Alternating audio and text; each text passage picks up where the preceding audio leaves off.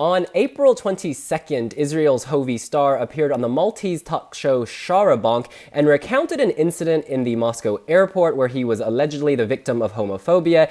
I had problems with the passport control, and they told me I can't go in. They looked at my passport, they ripped my passport, and then they laughed at me. This, of course, has sparked huge outrage in the Eurovision fandom, with fans saying, how did this happen? How could we potentially go to Eurovision in Russia if Sergei Lazarev wins?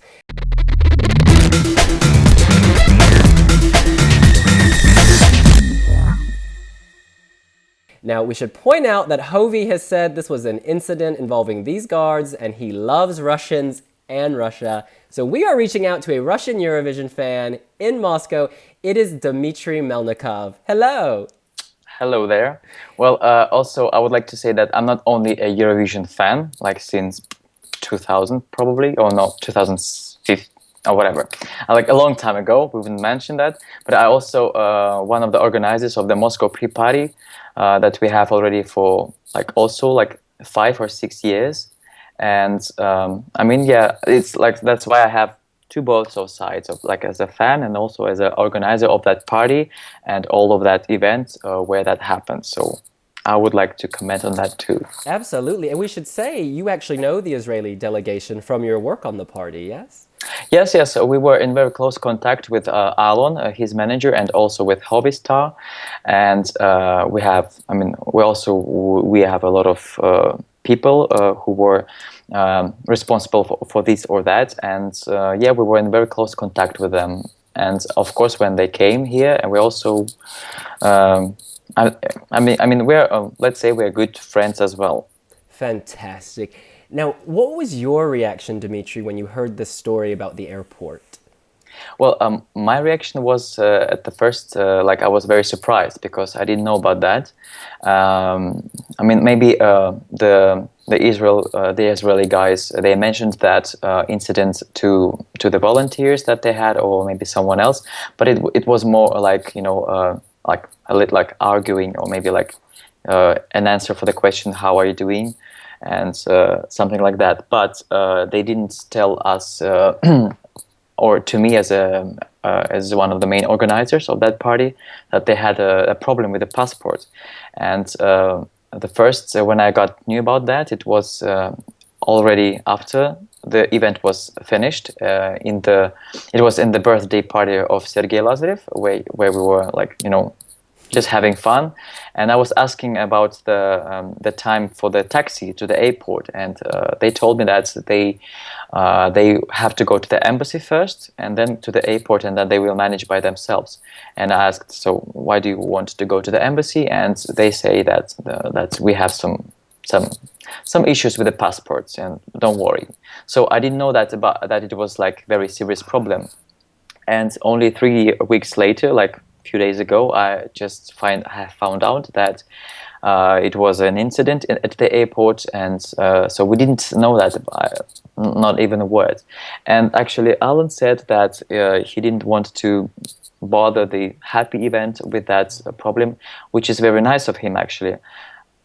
At the same time, if he would have told me about that incident, of course, we would do something with. I mean, we would definitely apply for into the airport authorities to work that problem, because if it really was like that, because it's like nonsense. The Russian authorities, they usually follow the law, and it's very strictly. Like they work very under instructions, and if they would do that, that would not be only that they would be fired, but also they would be punished, even maybe put in jail. I mean, it's very strictly here, especially at the airport, at the customs.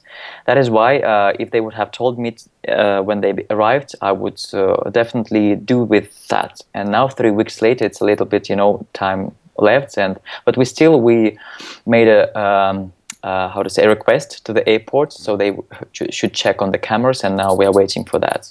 But I mean, if it's really was like that, maybe, I don't know, maybe it was the cover or maybe it was just a front page, because it sounds very weird, because with a spoiled passport you cannot enter the Russian Federation. So I don't know what exactly was there.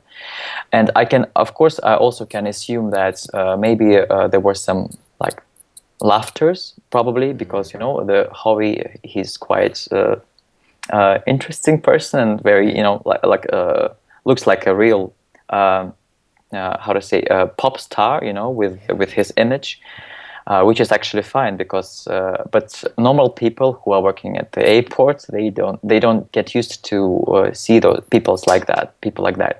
That is why I can assume, of course, that they could be some, he, but I don't know.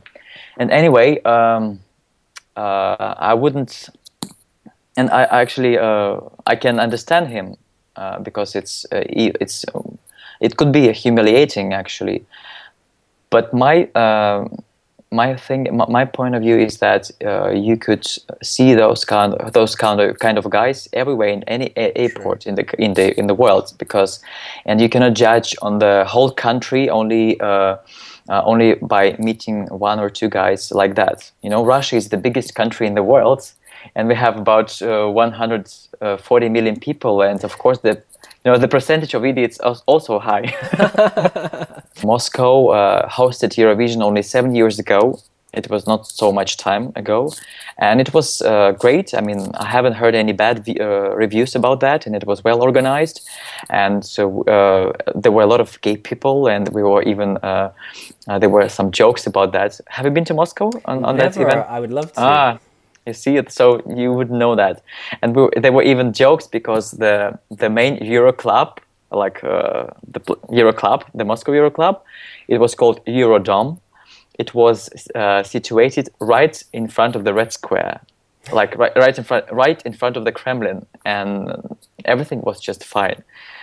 And people didn't change much from that time, because I mean, it's only 7 years, and moreover, we have a lot of young people now who are now, like, so they raised with new attitudes, and they are being how to say, they are used to any genre or personalities in the pop culture. And in the wake of this incident in the Moscow airport, a lot of Eurovision fans have expressed concern. Obviously, Sergei Lazarev is a favorite to win Eurovision, and fans say, how can we possibly go to Moscow, with its anti-LGBT laws and with an incident like this at the airport? How would you respond to this specific concern? Well, if Russia will host Eurovision next year,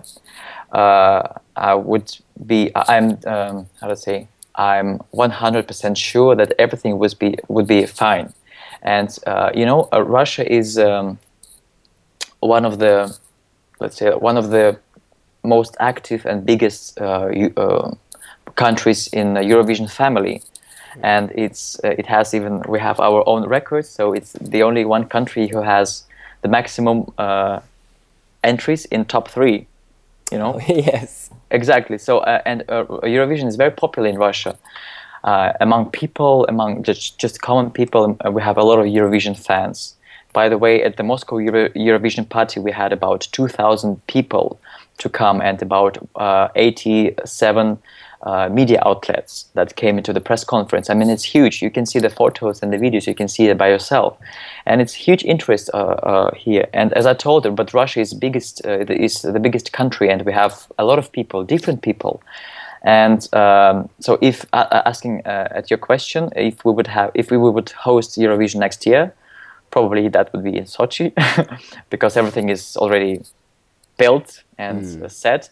And the Olympic Games is also went well, actually, with organizing. And I'm sure that everything would be just fine. And I mean, yes, we have fans, a lot of people who like Eurovision. And moreover, it's a very prestigious it's a very prestigious event for us. And our authorities will do everything to make it secure, to make it good, to make it like friendly, happy, and so on. And so just to be 100% clear, you don't think that fans should worry about the legislation, the anti-LGBT legislation that is so often in the media? You know, that's what exactly you said by yourself. You said the media. So this issue is a little bit it's exaggerated. So you know what I mean? It's Yeah. a little bit. It's not like the way it is because there is some kind of reputation that Russia is a big country, and we are so angry and strong, and we don't like anyone. That's not true, actually. I mean, it's like it's the result of the big country. When you have to deal with every subject, with every issue, and according to LGBT anti-LGBT laws. It was said like hundreds of times, but still. So I personally, I live here, and my friends live here. I have a lot of friends, a lot of gay friends, and I haven't heard any example of when this anti-LGBT law would be, somewhere active. Let's say I haven't heard any story of someone who was punished by saying propaganda or anything. Of course, there are some issues, but I don't know anyone who was put in jail for that or who was punished or whatever. I mean, it's just a regular. It's like in everywhere. Maybe a little bit more because we are, as I told, we have more people. We have a lot of different people, but still. It's safe in our streets in Moscow, especially in Moscow. Moscow is the biggest city and the most modern city in Russia. And you can, if you go on the streets, you can see everyone, even the transsexuals. Okay. Yeah, and actually, the Russian people, as you know, they don't like to express their emotions. So they are more like. The maximum of the maximum reaction what you can meet, it's just like maybe the people would be watching or laughing or I don't know, just passing through. Especially in Moscow, nobody cares about you. Everybody is busy with his own business. So in a way, it's a compliment. Hovi Star made people stop and look. They paid attention because when you're a star, you stand out. Well, exactly. And about the Hovi Star, actually. So I personally I like him because he's a very good singer and he talks very good things. When he was at the press conference and I was doing the press conference order, I put him in the center. That's because I wanted the Russian media would see that person because he's a little different from the others, right? So I want him to be in the spot. In a good way, and actually it went like that because no one from the press answered any compromising questions, and there were questions straight to Hovi, and one of them was even like professional question was about why did he change the style of his song, because before it was like some kind of disco version, something like that. So and then he made it a ballad. That was a question about why did he do that. He said at the press conference that this contest and should be about the art, about the music, and not about the politics or orientation. And that is why my concern is more to the Spanish singer Pare, which actually also surprised me a lot because that when I saw that interview, I was like, oh my, what is that? Because when she was in Moscow, everything was just fine, and we had no problems at all with any delegations. And actually, the Moscow event, the pre-party of this year, went perfectly good. It was the best event for the last 7 years. We had no problems at all. And now I saw that interview, and I was really surprised that Barrett told that.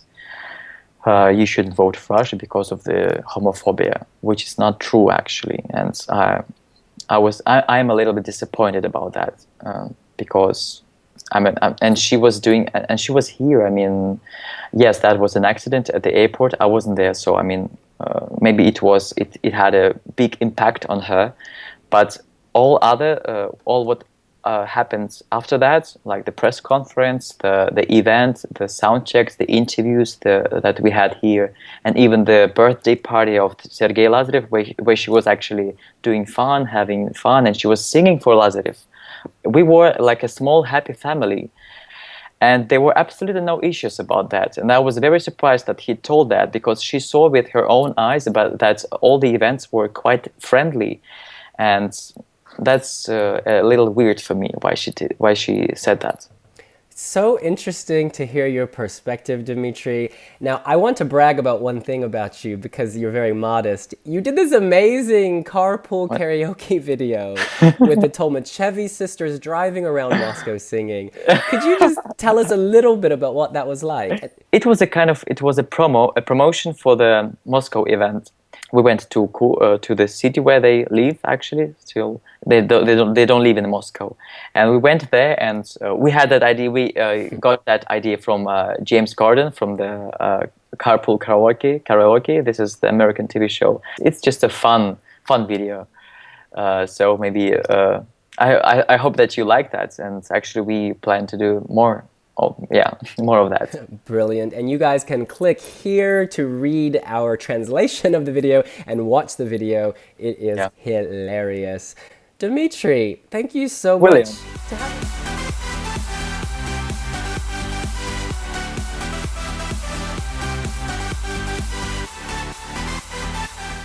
And actually, I have also favorites in other countries too, other entries. And also that from them who was in Moscow, and I'm gonna vote for everyone who was here, even for Spain. Yay! It's a good song because she's nice and a nice girl and a nice song. So let's think about music.